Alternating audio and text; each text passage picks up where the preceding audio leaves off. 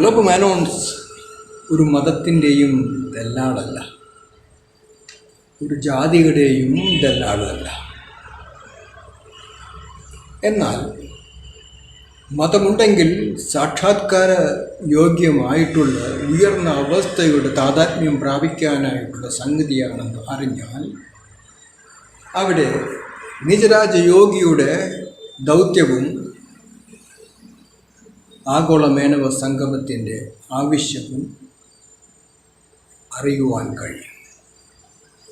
അങ്ങനെ അറിയുവാൻ സാധ്യതയുള്ളവരുടെ വേദിയാണ് കൂട്ടുത്തരവാദിത്തോടുകൂടി സംഗമിക്കുന്ന സോൾസ് ഗ്യാതറിങ്, മിസോൾസിൻ്റെ ഗ്യാതറിങ്, ലീഡർ ഡൊമൈൻസിലെ